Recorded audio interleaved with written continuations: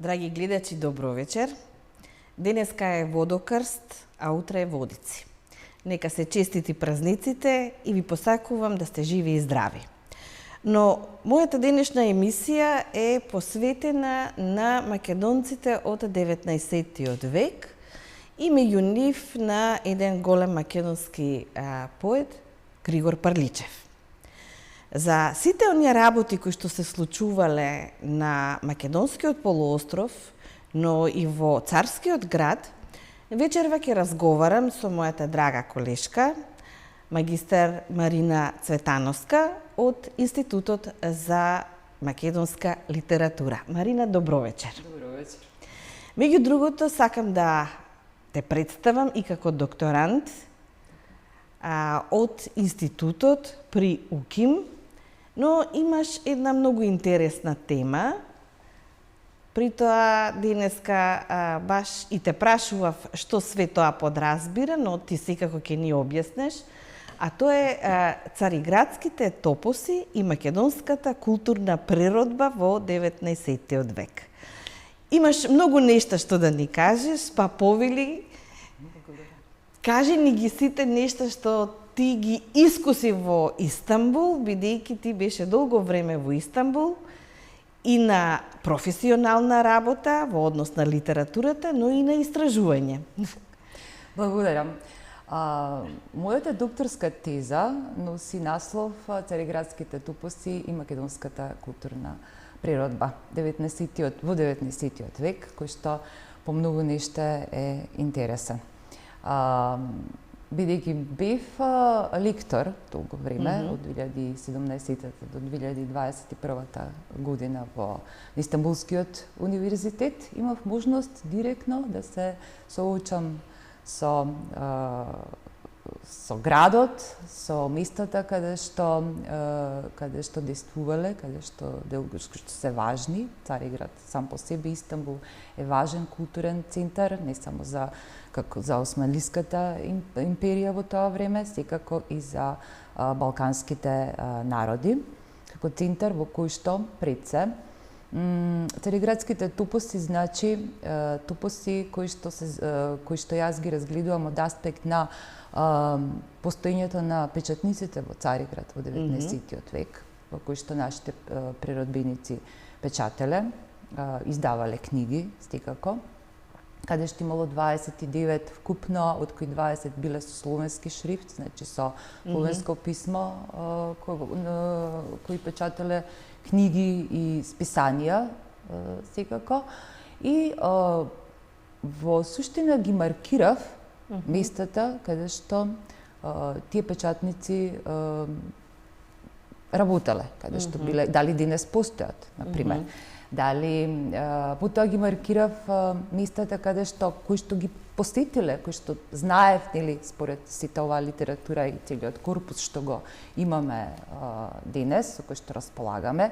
Секако јас не сум прва која што истражува во овој дел, меѓутоа сум можеби мојата докторска теза ќе биде еден сублимат од целата публицистичка дејност, односно од поголемиот дел од публицистичката дејност во 19. век на природбениците, кои што се Миладиновци, Прличев, Жизифов, Партини Зографски, Димитар Македонски, кои што работеле во интерес на македонското јазично прашање, во однос на македонското национално прашање. Во таа една рамка, Цариградските топоси и македонската културна природба во 19. век ќе биде представен материјалот кој што го содржи тој корпус на весници, материјалите кои што се занимаваат со пред се националните прашања, националното прашање во 19. век, јазичното прашање, црковното прашање,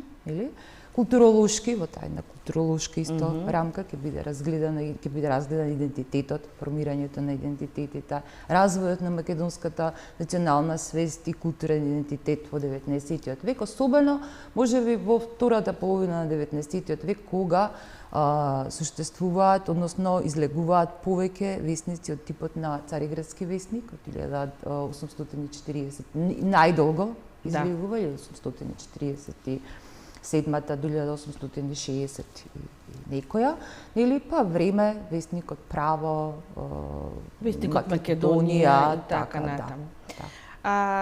Многу е специфичен тој 19 век, Секако, кога особено македонскиот народ заедно со бугарскиот одат на еден заеднички фронт против грцизмот и се трудат да создадат една црква која ќе биде словенска, како што вика рускиот гроф Игнатиев, познатиот дипломат, кој што сите на Балканскиот полуостров, особено деловите на српските епархии и македонските, ги залажуваше дека со создавањето на екзархијата фактички се создава една словенска црква, па оттука таа ќе биде за сите оние кои што сакаат богослужба на словенски јазик. Меѓутоа, тоа бугарско прашање е прилично интересно за нас, бидејќи голем дел од македонските природбеници, усвојувајќи ја идејата за словенството, воопшто не се грижеа дали бугарството е нешто различно од словенството. Па од тука имаме голем број на наши природбеници кои што објавуваат и печатат во овие вестници кои што ти ги спомна. Но пред да одиме на поглавните теми, ти ми спомна дека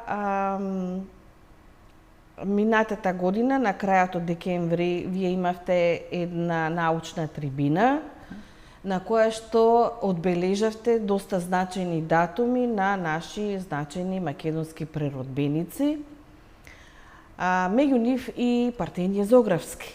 Така. Па ми спомна нешто интересно во врска со него, пак поврзано со Истанбул. Апсолутно.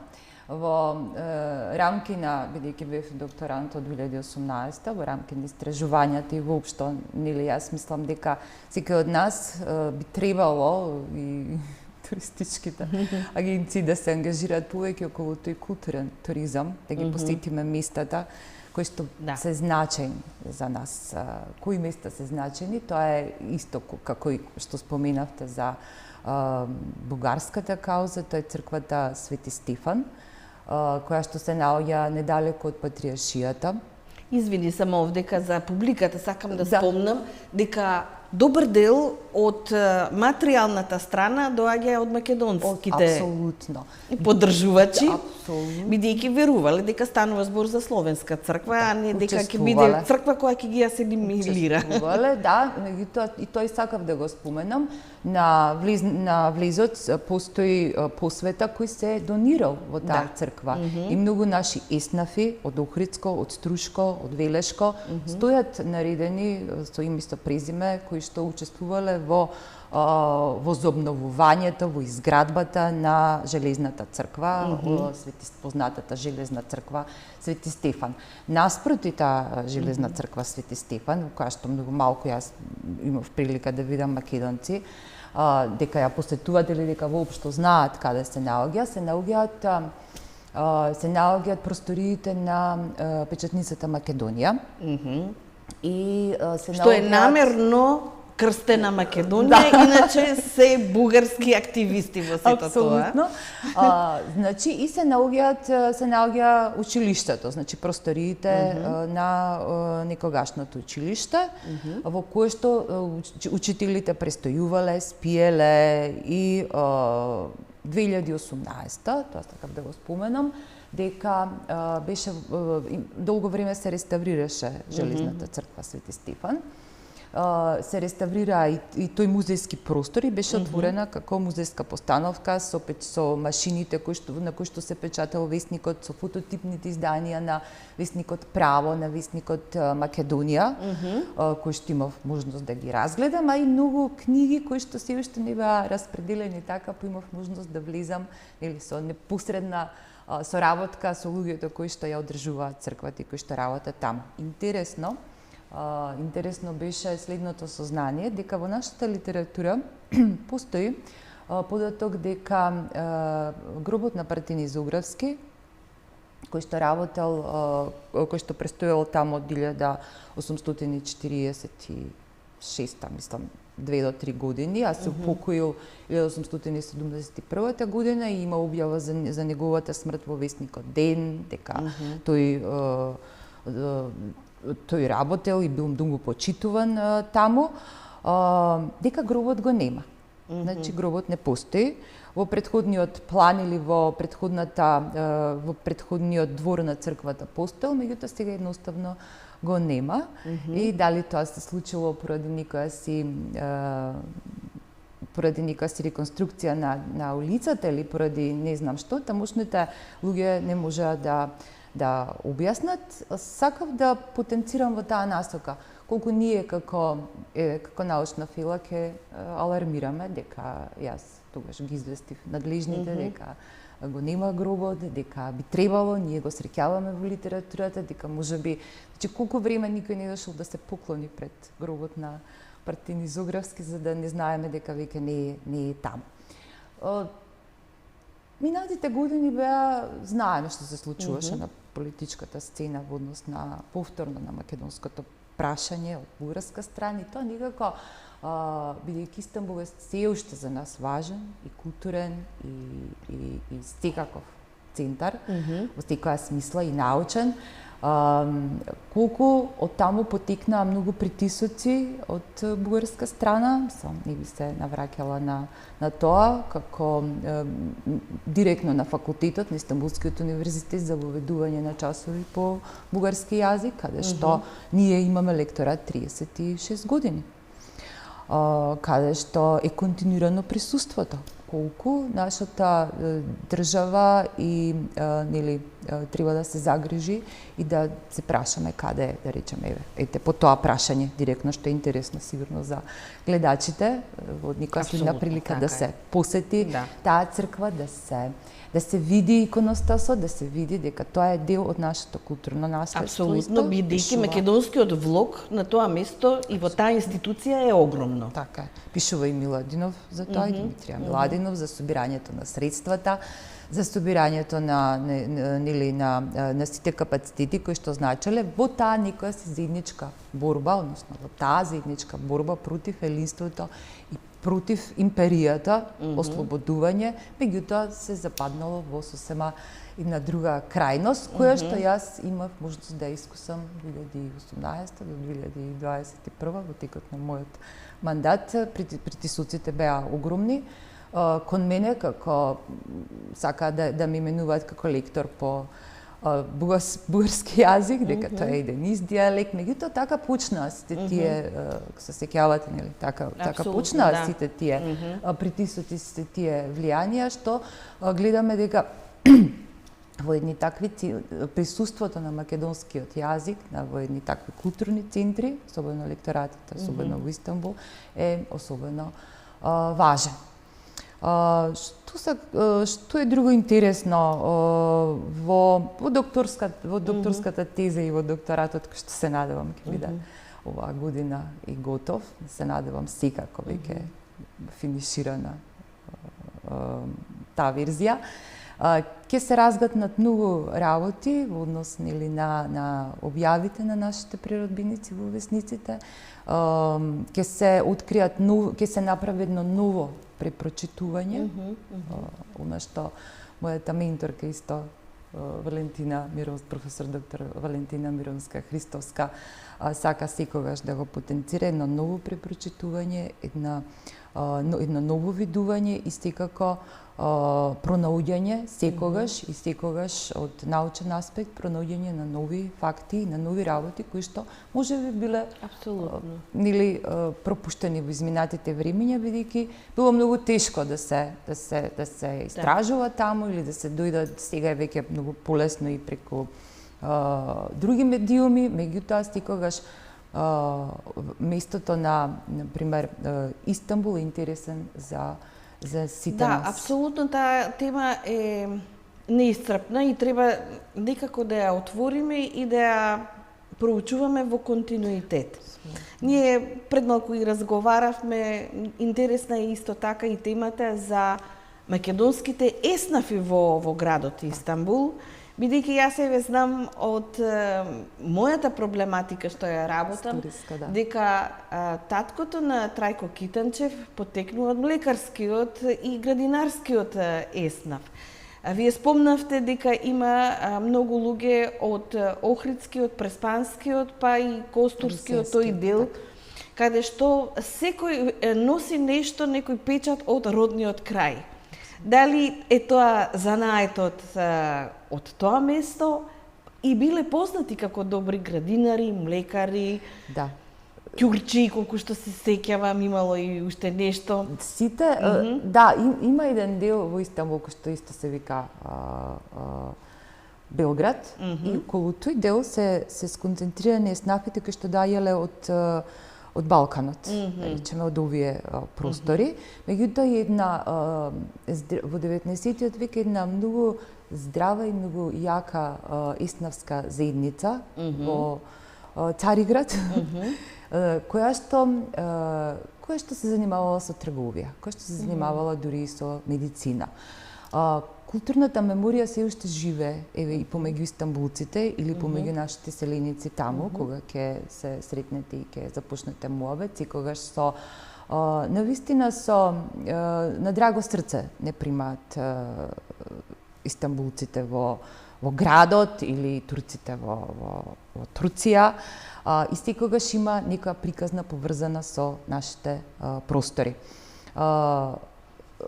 Сите тие трговци помагале во тоа време, јас и кажав и претходно.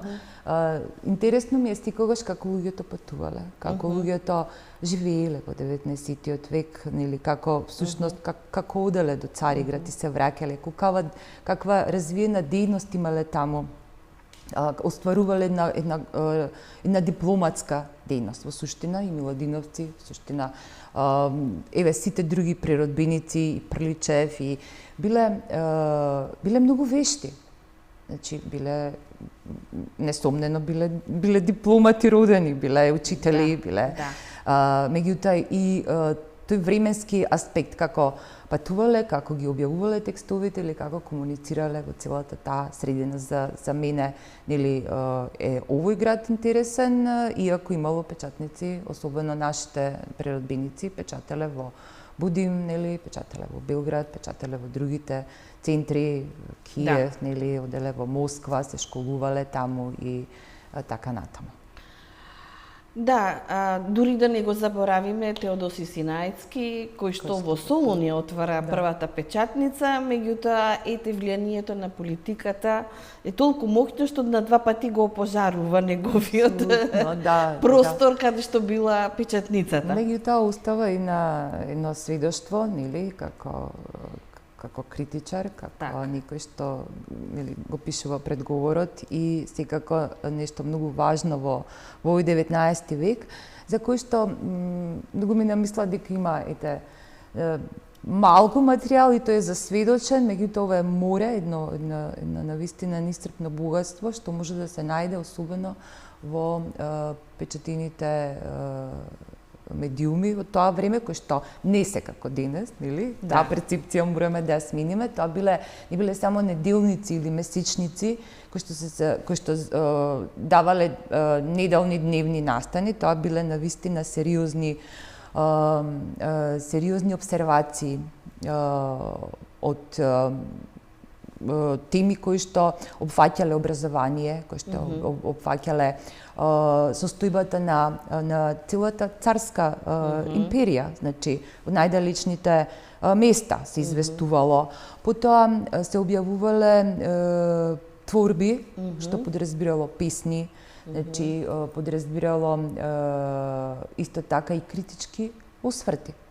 Меѓу другото и Приличев, за кој што ќе зборуваме, нели, во продолжение, објавувал во повеќе весници и објавувале дури и со иницијали, значи тоа се псевдонимите во македонскиот 19 век, за кој што колегата Славчо Квиловски има книга.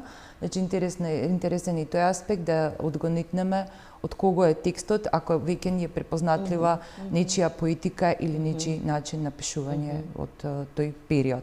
Овој корпус на материјали кој што кој што ќе се проследувајте и хронолошки ќе го проследам, бидејќи е невозможно целиот да се извлече, ќе се дадат важните аспекти во однос на важноста, во однос на повторно на нашето национално црковно јазично прашање во 19 век, она што зошто исто македонските преродбеници се декларирале од како се приклонувале кон бугарската кауза, затоа што бугарската, да речеме, емиграција била развиена исто така во Цариград, па се приклонувале кон црквата, бидејќи Охридската архиепископија била укината 1767, а бугарската екзархија започнала и било доделено со султановиот Ферман 1870 година право како на легитимна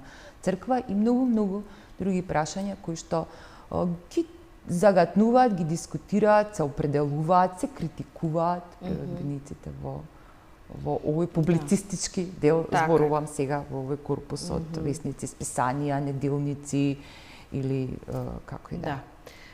Ние имаме можност во нашите истражувања да ја ги читаме сите оние објавувања на македонците. Тука и Константин, и Димитар, посебно Методија Кусевич, кој што дури и на самиот наслов на Весникот Македонија реагира и вика сите потрчавме во градот Прилеп да видиме каков е тој весник кој што го носи името на нашето отечество. Меѓутоа, сега, ете, Истанбул не воведува и во темата Григор Прличев, секако. Тој е еден од најзначајните македонски поети од периодот на романтизмот. Грчки воспитаник, османлиски поданик, екзархиски воспитувач, но најмногу придонесува за македонската култура, книжевност и литература. Од каде ќе почнеме да го анализираме? Григор Приличев, еве денес токму за тоа зборувавме и поводот е 18 јануари, неговиот роден ден, 1830 или 1831 година, како што вели. И ние минатата година институтот обележа и 130 години од неговата смрт, 1893 година, секогаш настојуваме и тие некои важни поводи, дали се во однос на раѓањето на нашите преродбеници или се во однос на обележување на смртта на некој голем деец, да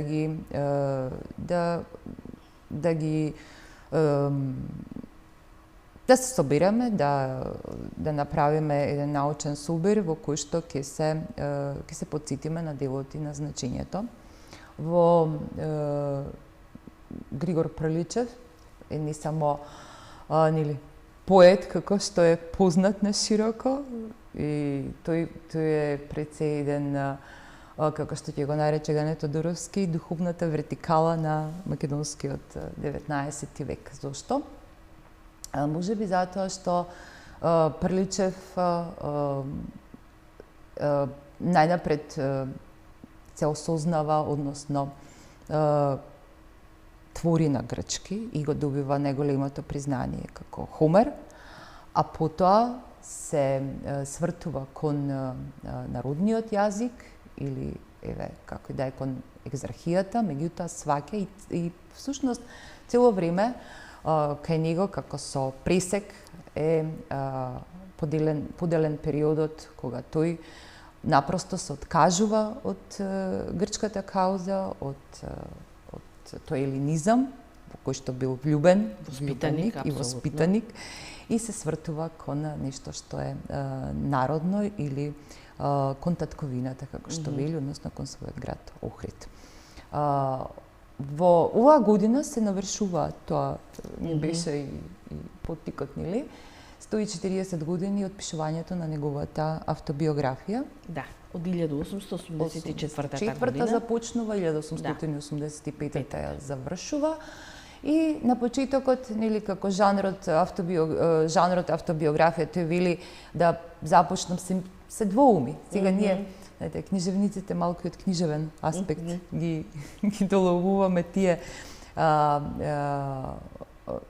аспекти на литературното дело и автобиографијата како и секое друго литературно дело, освен што подлежи на едно преиспитување бидејќи се работи за Прличев. Повеќето од настаните и од неговиот живот не се познати, едно преиспитување дали тоа што е напишано вистина или не е вистина. И на почетокот на автобиографијата тој вели дали да се зафатам со пишување на една моја биографија, дали да се соголам и да се обзнадам пред народот или да не го сторам тоа, иако сватив дека овие белешки се многу историски белешки, нели? Се односно на својата автобиографија се многу полезни книшки и така започнува. Меѓутоа, пред да навлеземе подлабоко во автобиографскиот текст и она што сакал Прличев како наратор, значи книжевно да го изрази и каде ние ги гледаме тие аспекти на книжевен дискурс, на литературен дискурс и каде се историските факти, на што обрнал внимание, што сакал да потенцира, а што го оставил така со неколку реченици. Би сакала да се усврнам на текстот, на неговиот текст Мечта на еден старец, која е подложка за предтекст на автобиографијата, или една скратена верзија, меѓутоа која што е многу уметнички тој е еден сублимат од неговата подготовка за автобиографијата. И во тој дел, во тие неколку странички, есеистички или како ќе ги наречат исповедни, да речеме, тој разговара со духот, со старецот и повторно во една диалошка форма со своето второ јас, со другоста, да речеме, со другиот во себе, се обидува да го разгатне својот живот, мотивот за пишувањето, каде што и во тој текст старецот му се обреќа, всушност таа негова внатрешна борба, внатрешна дилема зборува дали да се пишува или да не се пишува понатаму. Всушност се праша дали воопшто да пишува понатаму, бидејќи постојат повеќе разочарувања во неговиот живот. Единственото и така и во почетниот дел зборува, единственото разочарување е тоа што добивајќи наградата Златниот венец за поемата Сердарот во 1860 година, увенчан, нели, со целосно признание на тоа што одлично го познавал јазикот и студирал во Атина, ја спознава и страшната вест за смртта на браќата Миладиновци. Тоа е клучно и пресудно кај него да се врати, да одлучи да се врати и тука тој е делот и од автобиографијата во кој му се обреќа на старецот и вели јас на млади години пеев како лебед, а сега сакаш да грачам како гавран, бидејќи недоволно го познава бугарскиот или македонскиот народен. Само малку, морам да те прекинам, бидејќи знам дека си го посетила местото каде што тој учил бугарски јазик. Да, тоа е веројатно, сега зборуваме за веројатности, бидејќи колку и да бараме вака да најдеме, тие се многу интересни податоци, веројатно поопсежно ги содржи архивата на Манил, каде што има дел од Приличевото дело, или пак во Охрид. И најголем дел за Приличев има во Бугарската академија, предпоставувам. Тоа е всушност тие конаци, односно местото каде што на весникот Македонија, кој што сте користеле во учителски цели. Таму се уште стојат и клупите, целиот амбиент е зачуван и засведочен токму како во 19-тиот век, таа музејска постановка и веројатно и таму го учел црковнословенскиот пред се и да се научи да пишува на бугарско писмо 1868 година, бидејќи сватил дека тој и не го познава доволно. Ке се надоврзам и на тој дел. во мечта на еден старец продолжува да се конфронтира со самиот себе за на крај, нели, да видиме дека сепак одлучува да ја пишува својата автобиографија и во тој дел кога нели авторот вели дека јас решив да ја напишам својата автобиографија, ние подразбираме дека нели тоа е засведочено и е точно така како што го напишал Прличев, иако во повеќе сегменти, еве, ќе видиме, се гледа неговата, односно, можеме да ја препознаеме неговата поетика од Сердарот, или од Скендербек, или ќе ги изложи мотивите на кого се угледал за да го обликува ликот на мајката, вели, тоа не е ниту една друга мајка, тоа е мојата мајка, или тоа не е ниту еден друг сон, тоа е сонот на мојата мајка. И така, автобиографијата во првиот еден поголем дел зборува за неговото детство, станува сирак како мал, или се грижи неговиот дедо и го праќа во училиште каде што се грчки учителите и каде што го совладува навистина храбро и добро грчкиот јазик, што подосна ќе видиме. Ти спомна со укинувањето на Охридската архиепископија во 1767 година, фактички замира севкупната наобразба на македонски народен јазик. И како што спомнува самиот Прличев, ретко кој знаеше словенско писмо. Затоа сведочи и Кузман Шапкарев, кој се спомнува дека веќе во почетокот на 19 век ретко кој умел да чита словенско писмо, како што велат. Така што целокупната наука и наобразба одела преку таа грчка патриаршија, која што постепено почнува да станува инструмент на една политика која што ќе биде доминантна во 19 век, тоа е големогрчката, како што екзархијата, бугарската екзархија ќе стане инструмент на бугарската новоформирана држава. Меѓутоа, македонците ги нема во Браилското научно друштво или основата на Бугарската академија. Таму има многумина луѓе кои што имаат потекло од Бугарија или се определуваат како бугари. Меѓутоа, ниту Кузма Шапкарев е таму, ниту Григор Прличев, ниту некој ниту пак Партенije Зографски, кој е особено голем интелект во тоа време. Меѓутоа, затоа од Браилското друштво си земаат за право да го критикуваат бугарскиот јазик на Григор Прличев, Нешо Бонев или цела блиска структура до него, и Христо Ботев, и Љубен Каравелов, за јазикот булгари. Во Григор Прличев зошто го критикуваат, еве, затоа што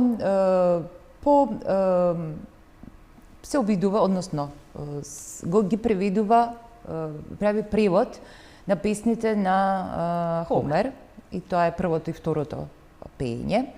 Ги објавува, и јас овде имам донесено од читалиште, само малку.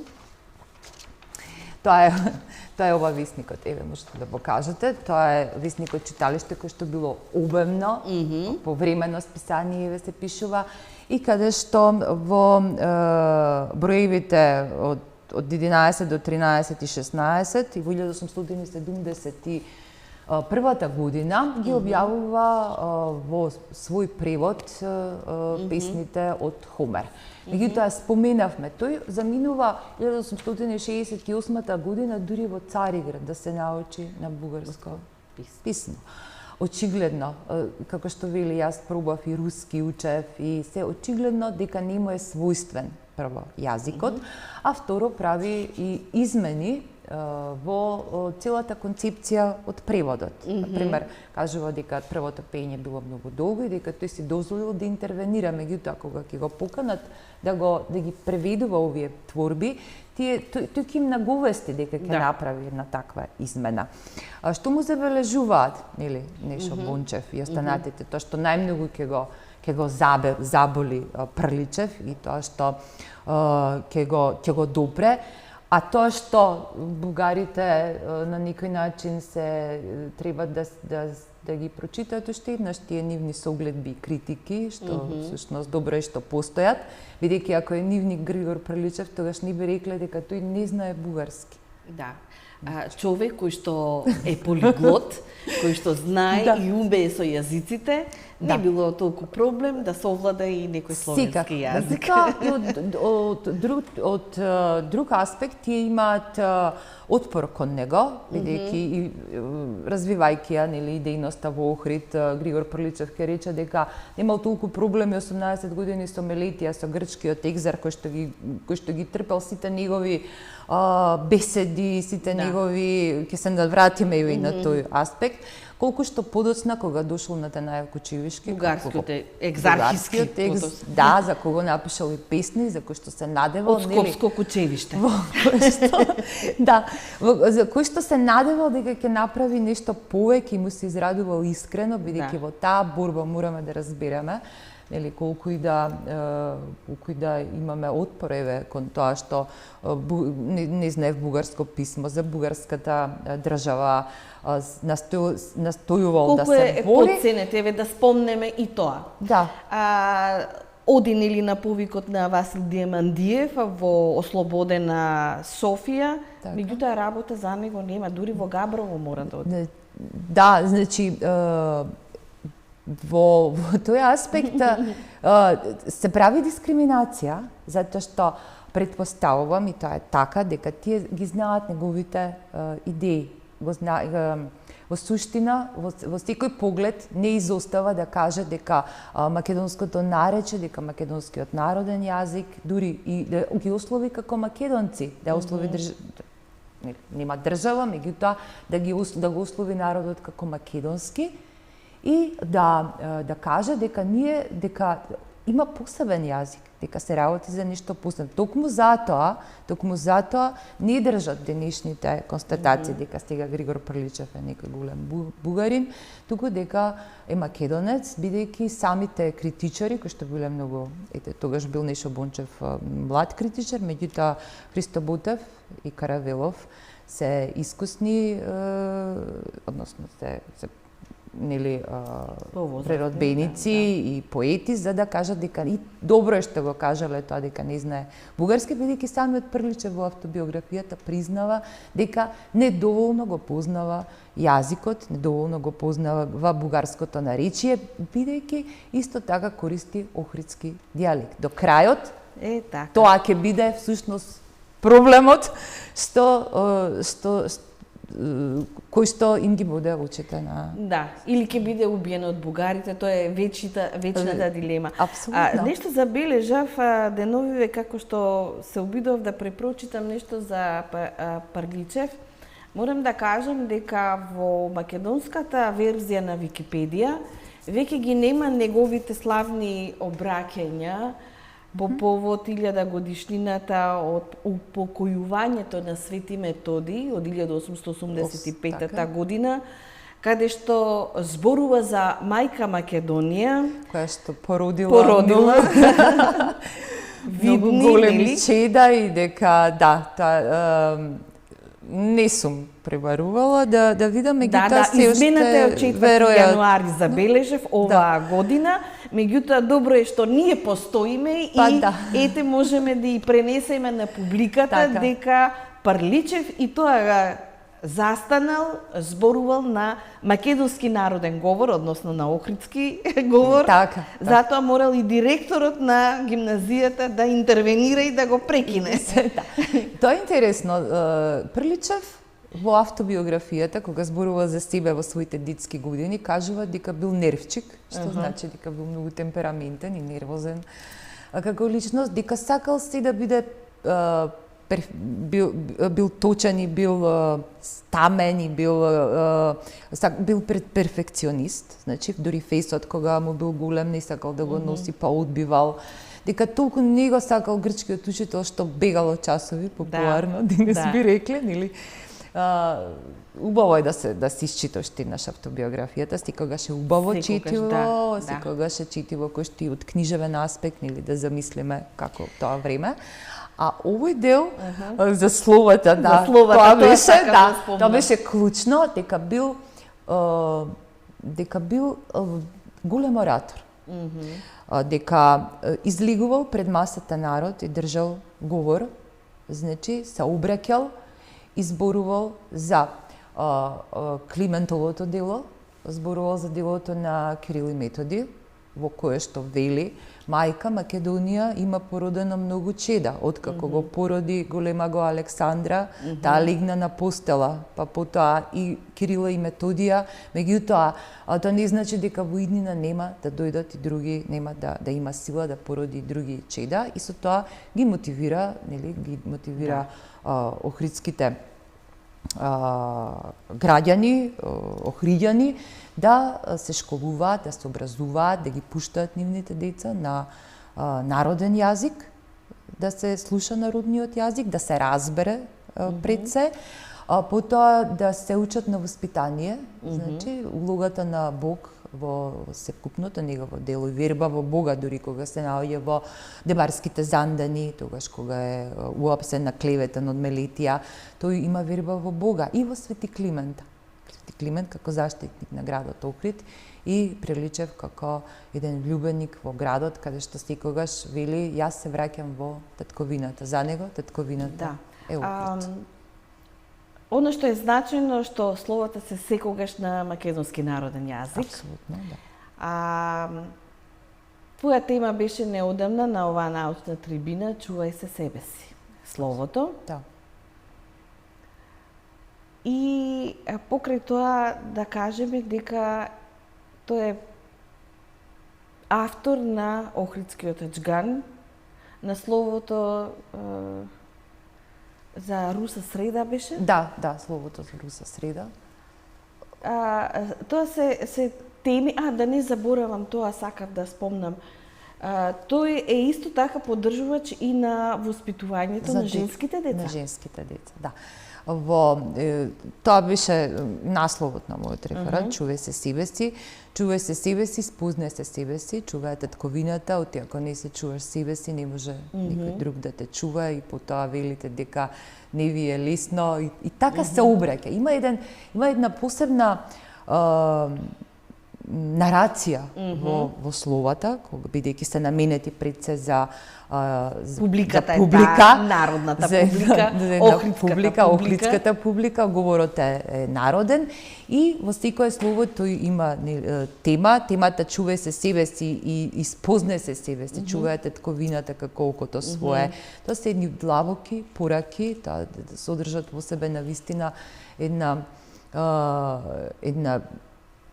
големина на тоа како што всушност треба да го гледаме, како што треба и да го запаметиме Прлечев. Човек од народот, учител, оној кој што спознал дека треба да се чуваш себе си и татковината, треба да се чува народниот јазик, треба да се воспитуваат децата, да се вложува во нив.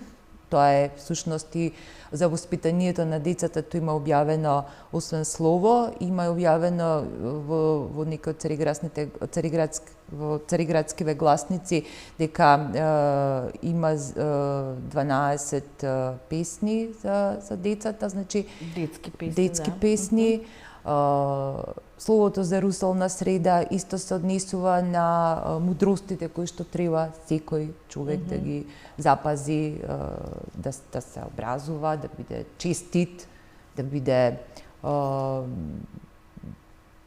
да сака татковината. Да, позната е она негова мисла за татковината, дека таткојната е повеќе мајки и татковци. Да, оти можеш, татковината, вака можеш да имаш еден брат, а таткојната е поиќе браќа и поиќе мајки и татковци. Да.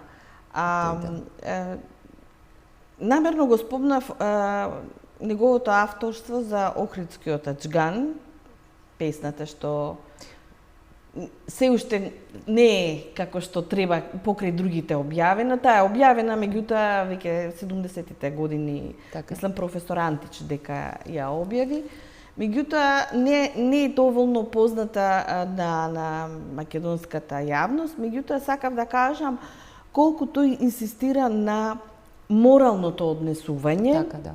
дека истапува против сите лаги и непримерно однесување и како што вели самиот на едно место, се кренав против се можно неправедно, но и глупостите на човека. Бидејќи само тие се безгранични. Да.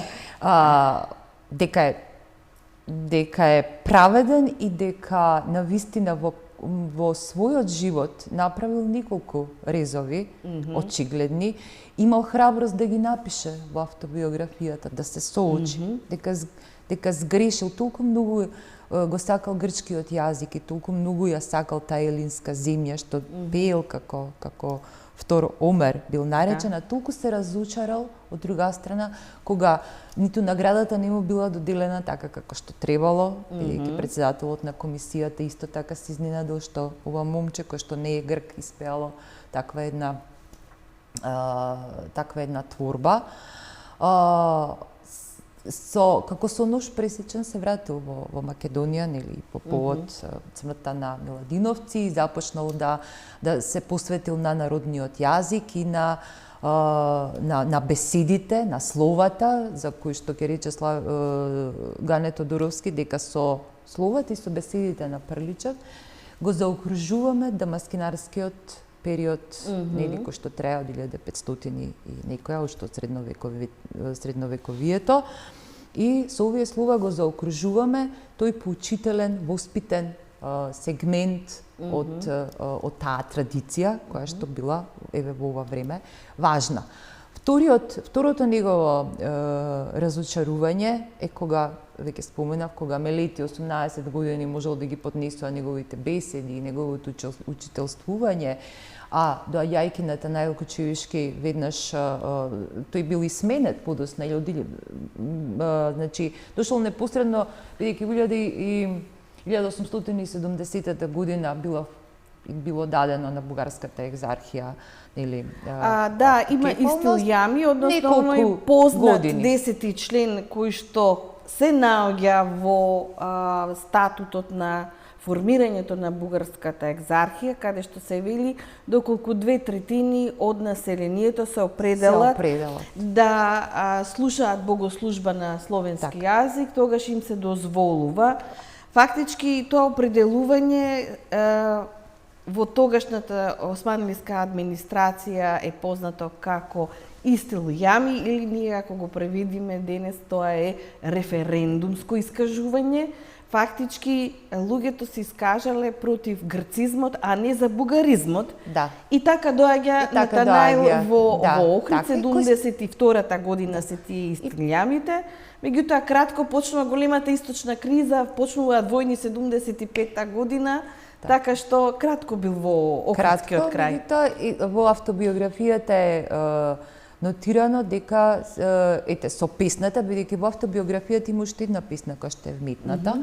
Нели, тоа е песната 1862 лето, како е земено тоа лето, веројатно погрешка, како крајна, како година за укинување на Охридската архиепископија, а споменавме дека била 1867 година. Таа била песна испеана замислете за свадбата, за свадбената веселба на Григор Прличев, кој ќе се ожени со ќерката на Христо Зунов. Дури во автобиографијата... Да кажам дека станува збор за Димитрија Христо Узунов, таткото на револуционерот Христо Узунов. Прличев се жени со неговата сестра. Фактички таква е врската меѓу Прличеви и Узунови во оној другиот револуционерниот период. Апсолутно. Дури во автобиографијата мал дел е, само една реченица е посветена, но што сакав да се навратиме дека тие две песни се поместени во автобиографијата, значи песната за укинувањето на Охридската архиепископија, песната за доаѓањето на Натанаил Кочевишки во Охрид. И Прличев воопшто не се најголемиот дел од автобиографијата е делот најголемиот, можеби, за водебарските зандани. И интересно е тука, вака и јас препрочитавајќи, вели еден негов ученик, кој што го следел во Чекор, тој не го препознал веднаш, туку го бил еден од тие што го спроведувале и кој што се обратил кон еден од жандармите се обратил и рекол не плачете за нив, плачете за себе кога ги спроведуваат низ Охрид, кога ќе ги апсат, нели тоа беше и од Сирдарот, кога велат арнаутите не плачат. Мотивите, да. Да, мотивите можат да се препознаат и можат да бидат дури во еден прозен текст. Уште да се осврнеме на неговата идеја за еден општословенски јазик. Тој поаѓа од идејата дека граматичката подлога на словенските јазици во основа е блиска и од тука тој претпоставува дека би можело да се создаде еден општ словенски литературен јазик, заборавајќи дека веќе добар дел од словенските народи имаат своји оформени литератури, меѓутоа ништо друго посреди во сето тоа. Идејата за панславизмот или за еден општ словенски јазик, за една општа словенска борба против империјата постои. Можеби се развива повеќе таа идеја или во однос на, бидејќи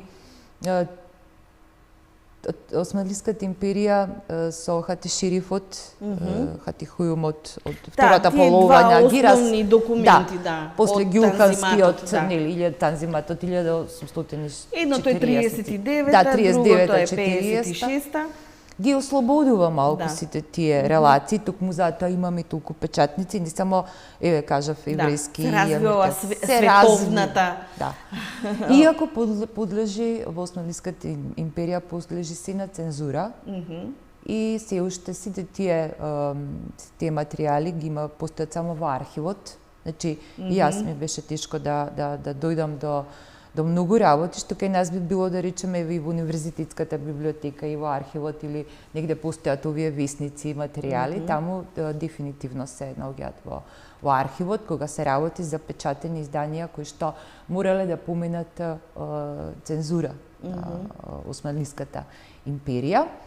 И веројатно на Османлиската империја и кај се провлечало можеби нешто или ги преиспитувала тие само ако е загрозена или ако е на клевет, како што било на клевета Неви Прличев во Занданите или во Охрид. Значи, само по тие прашања се занимавала, а потоа ги ослободувала кој ќе плати повеќе. Така е. Се уште во Струга една мала дикресија се зборува дека стружани давале по една канта злато за да го спасат Димитар и Константин брат му, ама грците давале по 10 канти злато. За да не се спасат. Интересно е. Еве, ќе се оддалечиме малку, а ќе се навратиме кон панславизмот, идејата на Прличев, дека кога бил апсен тој и Сапунџиев, најблискиот негов соработник, дека богатите трговци не сакале да платат. Ете, во тој дел, може би биле клеветени или меѓутоа затоа што не платиле, никој не платил, тие одлежале од 1800 непосредно по враќањето од Цариград 1868-1869 април е ослободен Прличев од деварските зандани. Ова сега што го спомнаме потсети за оној другиот период, револуционерниот. Богатите не сакале да даваат пари ни во касата на револуционерната организација, така што тие морале да смислат некои други настани, па затоа и Мистон се случува да ја киднапираат. Меѓутоа шегата на страна, македонската буржуазија секогаш ги врзувала своите бизниси или со Цариградската патриаршија или со бугарската екзархија, исто така центрирана во Цариград, така што народните и да речам ситно буржуазските интереси секогаш не оделе заедно.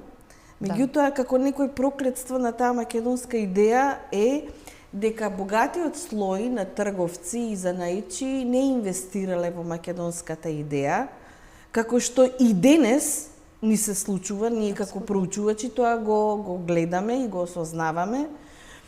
Меѓутоа, останува еден факт што зборува и името на списанието Лоза. Македонското движење е навистина движење како Лозата. Никој не го поддржува, но се изнајде пат, да, ќе се изнедри. пат ете во средината на станите. Но да не заборавиме дека Парличев има своји потомци во Софија. Тие денеска живеат, Олга и мислам дека беше Кирил се викаше низиниот брат. Еве во оваа прилика да ги поздравиме. А во Македонија исто така има потомци. Така, да. Тоа е нашата колешка Александра Ѓурковска. Апсолутно. И од Институтот за македонски јазик, Така. незината мајка беше професор, познат по македонски јазик, професорката Лилјана Ѓуркова. Така што имаме луѓе кои што ја продолжуваат неговата лоза и семејната во секој случај. Меѓутоа, она што останува како впечаток, ако беше малку повеќе ориентиран кон народното, дали ќе успееше Парличев, сега ова е хипотетички, како Прометеј, колку повеќе да се наведнува кон народната средина, повеќе и да се осилеше и да се издигнеше во народот. Еве, јас може би субјективно, ама и така е. Прличев се наоѓа во средиштето на 19. век.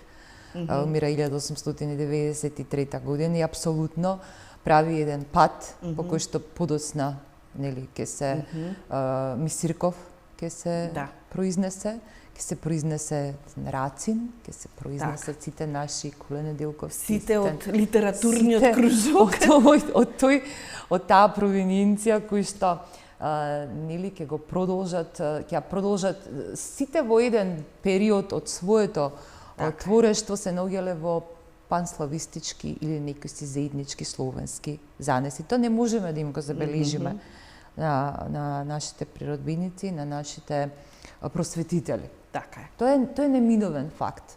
Така. Дека сакале да успеат да го народниот јазик си наоѓал место.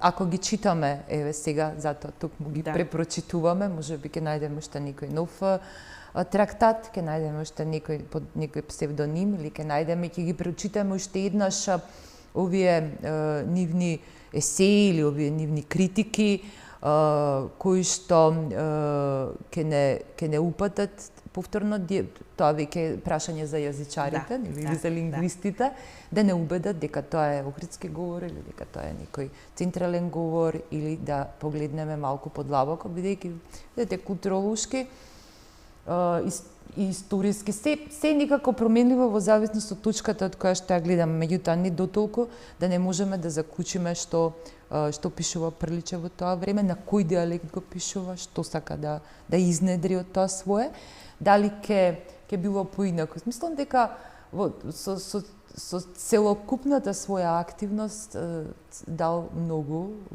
вложил многу, и може би одзел дел од тоа што се нарекува, бидејќи навистина во автобиографијата нема никој личен момент, освен оној момент што се однесува на татковината, на неговата љубов, на народот, на јазикот, на творештвото, на сето она што дури и во последното свое критик и писател, како беше последната негова статија, каде што кажува дека ги запалил преводите, бидејќи толку бил навреден, толку го погодило сето тоа, критик и преведувач, и се конфронтира уште еднаш, такајќи под некој општословенски јазик ги превел песните, нели, Илијадата, и сакал повторно да ги објави, да докаже дека е возможен еден таков конгломерат од јазици да успеат, или славјанството да успее, како што го нарекува, словенска книга, славјанска книга,